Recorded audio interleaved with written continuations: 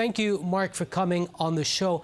Explain to us why you think it's impossible for the world to make an energy transition, even if it's not a complete one, away from hydrocarbon and towards clean energy. Why can't the world do this? Well, it's a timing problem, and it's a physics problem. The data show, and this is not a political opinion, and it has nothing whatsoever to do with the motivations for why people are promoting an energy transition. One just has to look at the facts. The fact is, after at least $5 trillion of spending globally on non-hydrocarbons, the world has only reduced its dependence on hydrocarbons by 2 percentage points for the last 20 years. It's just in the data. And the absolute consumption of hydrocarbons, all three, oil, gas, and coal, have increased since then. Or let me put it differently. If you look at the total supply of energy to the world from wind and solar, which are the primary vectors of the ambitions for the transition, the total supply of wind and solar to the world's energy systems is barely approaching 4 percentage points now. This is not a transition that's happening quickly. And frankly, it's not a transition. We have a nomenclature problem. Over history, what happens is when new ways of producing energy that society needs come along in ways that are useful and affordable, they add to, they don't fully replace what was already there. In fact, the world still gets more than twice as much energy, amazingly, from burning wood today than from all the world's solar panels combined. And I would suggest that wood is one of the oldest, if not the oldest, energy source in humanity's use. Mark, I think it's important for you to make a disclosure here to our viewers. Are you a climate change denier? Don't you love these invectives and words in science? They have no meaning and no place in science, by the way. This is a debate that's been going on for centuries, not just decades. I want to make it clear that what I write about and what my reports are about have nothing whatsoever to do with what you believe about the severity, the velocity, or the veracity of the climate science debate. I write about the energy sciences, the energy technology field. These are independent domains. It doesn't matter what you think about gravity. Know that building an airplane requires following the laws of physics and aerodynamics, the engineering that's possible. So all of my analyses are basically about answering this question. If you are trying to push and accelerate a shift away from one form of energy to another, you should know what the consequences are, the environmental consequences, the social consequences, the geopolitical consequences, and the economic consequences. This is poorly understood, and it's poorly explained in public space, but it's extremely well understood in the science domains. The energy science is not a mystery, and it's not, in fact, debatable. So there's no sort of denying reality when it comes to what you can and cannot do with the sun and wind and with batteries. Mark, if a transition is an impossibility, as you say, how would you suggest the world tackle the debacle of keeping global warming below 2 degrees Celsius by the end of the century then? So again, words, as they say, matter. The transition is impossible as it's imagined and proposed in the timeframes that are being suggested or mandated. It's not happening at those scales, and it won't happen at those scales. And that's locked into the sort of engineering, economics, and physics of energy systems, not aspirations, excuse me. And it's not a money issue. It's a practical issue in the domains of energy. So we have to ask the question of what is possible as opposed to what our aspirations are. And of course, in the possibilities of things, there are many ways we can produce energy. Energy is an infinite supply in the universe we live in. We're always finding new ways and new technologies and even new physics. The problem is it takes time to find new science, a long time. You have to fund science. You don't subsidize. Put it very simplistically. Subsidizing yesterday's technologies from science that we know does not create new science or future technologies. So solutions to reducing hydrocarbon use will come from essentially more efficiency in using hydrocarbons. That's how we'll use less of it. And from finding fundamentally new ways to supply energy to society that are sort of phenomenologically different from what we're doing today. That won't happen quickly, That won't happen easily, but it almost certainly will happen. Again, timing matters. We didn't get to where we are in the energy systems of the world overnight. It took much more than a century. But don't you think that if what is termed today as Green New Deals are adopted more widely, the world is capable of quickly mobilizing societies, economies, and resources in such a scale that can achieve ambitious renewables and climate goals while at the same time unleashing an economic growth revolution? Right. Well, again, this is a common way to look at it in the political world, but mobilizing, and these are, of course, terms that come out of warfare, typically. Society is capable of mobilizing for short time frames things that are profoundly uneconomic and not sustainable in any real way. Wars, we mobilize for wars.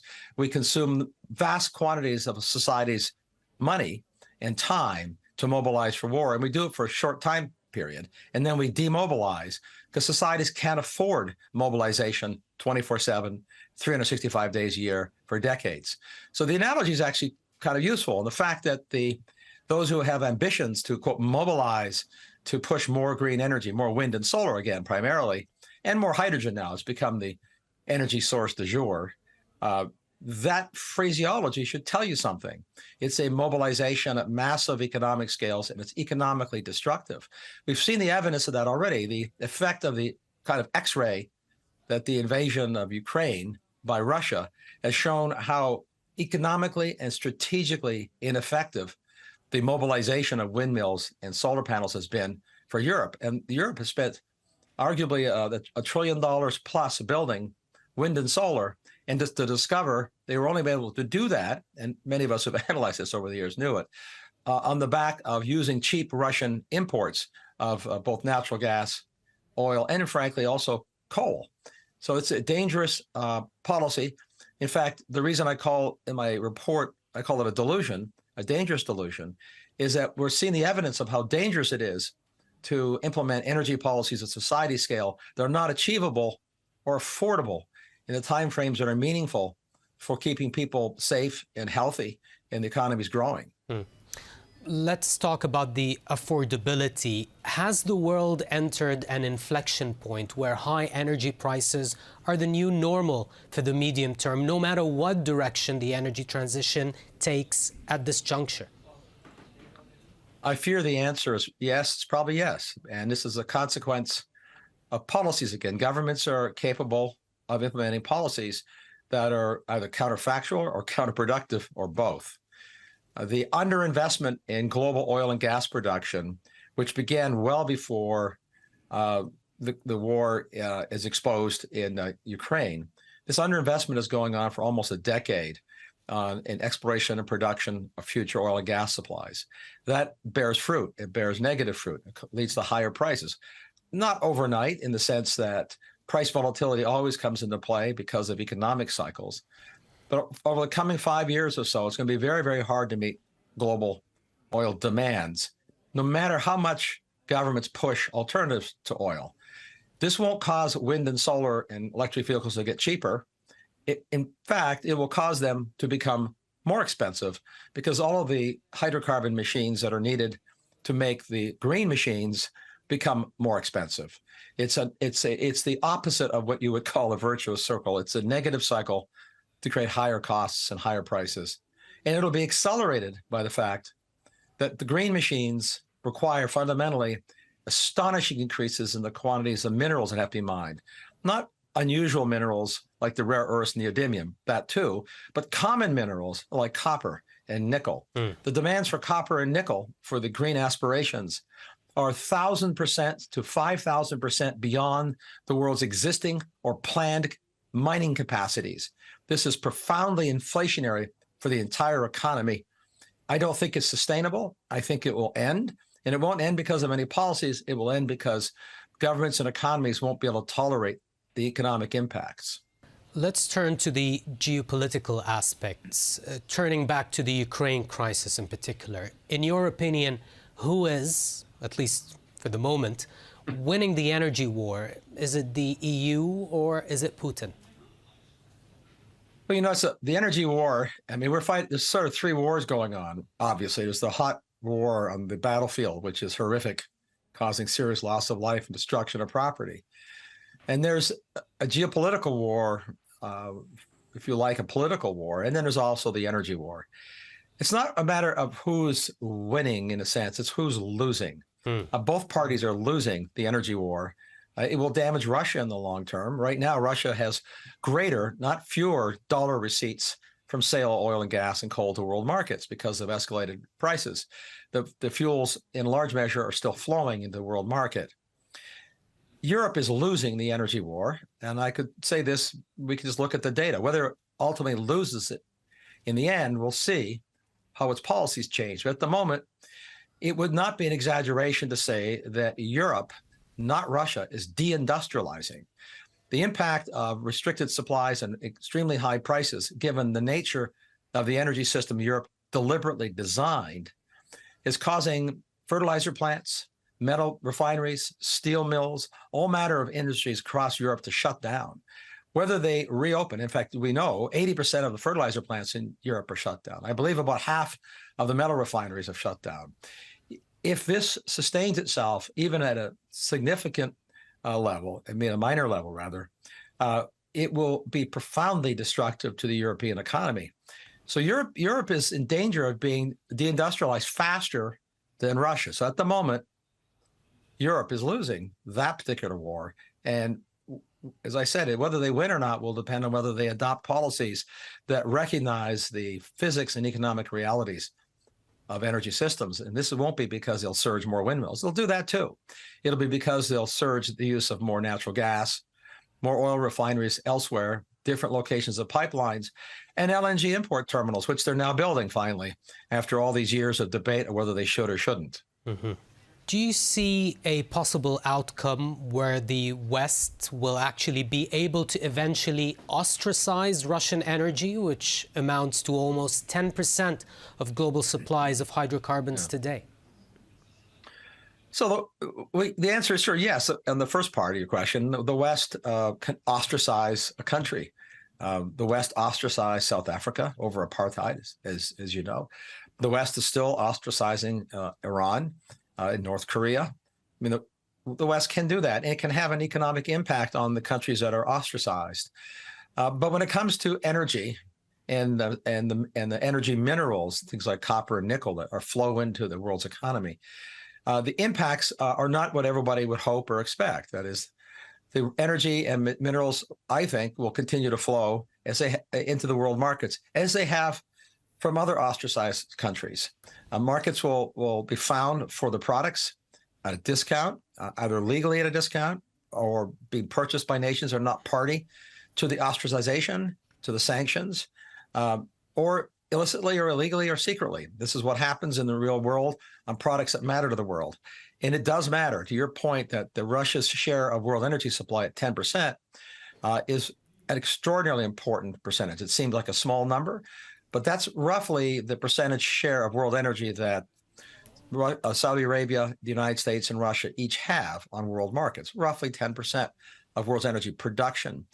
Russia, however, is a far bigger exporter than the United States. The United States avoids being a big importer, by virtue of being a big producer. The impact of Russian sanctions, or, which I think is underappreciated, the possibility of Russia embargoing the West itself, imposing a ban on the exports of oil and gas outright, not just to Europe, to punish world markets, would be extraordinarily consequential in both price terms and inflationary terms. And I think a lot of planners are naive to rule out the possibility that Russia will lash out and decide that enough damage, enough economic damage has been put on their nation, and they'll want to impose it on the nations that are doing that to them. These are high consequence games for a region, as you can point out, that is a very significant share of world's critical energy supply. Again, to close on this point, 10% of world energy, that's oil and gas and coal. Mm-hmm. The world gets 84% of all of its energy, so rather 82% of all of its energy from oil, gas, and coal today, just a couple of percentage points down from 20 years ago. These are consequential decisions. They affect everybody in the world. They affect food all over the world. They affect the production of everything. And again, they affect the production of the green machines themselves. Mark, my last question to you. Can then the United States be the sole winner of the energy war that we see today? Well, I could answer that with one word too. No, it will not be the sole winner. And in fact, I would say energy wars are bad for everybody, even the so-called winners. And this is also true of energy wars. This is not a good thing to be doing. I'm talking about not the Russian invasion of Ukraine per se, but the energy war that it's precipitating. It has high consequence, but in a sort of broad, cynical way, sure, the countries that are producers of oil and gas and coal, which, by the way, many Asian nations, and I put at the top of the list China, the countries that are producers of hydrocarbons, each and all of them, are winners in the sense in a world that has made a deliberate decision to underproduce the critical fuels for the world. So the suppliers will, again, cynically, enjoy higher prices. But the oil and gas world's an odd world, in my experience. It's one of the few that I work in, and I work in a lot of industries, particularly the technology industry, where the executives in those industries will publicly say and work hard towards a future that has cheaper energy. You'd think that they would just sit back and be quiet and happy at high prices because profits go up. But they recognize how critical these fuels are to the world's economy and to the world's poor. And they understand that a sustainable future is a healthy future in economic terms. And keeping society healthy means cheap energy. So they actually believe what I believe, that proper energy plans and policies would direct the world towards cheaper energy. So the winners become consumers, and you still make a profit as an oil, gas, and even coal producer. But war profits are ill-gotten profits. There will be winners. There already are winners in war profits. And it's not because of anything that's been done. It's not profiteering by the producers. It's actually a decision by the consuming nations, their governments, to do things that cause this to happen. We would not have had this massive price spike in oil and gas if your energy system were structured the same way it was 30 years ago, which is highly resilient and primarily hydrocarbon dependent. Yeah. Mark Mills, thank you very much for taking the time and coming on the show. Thank you.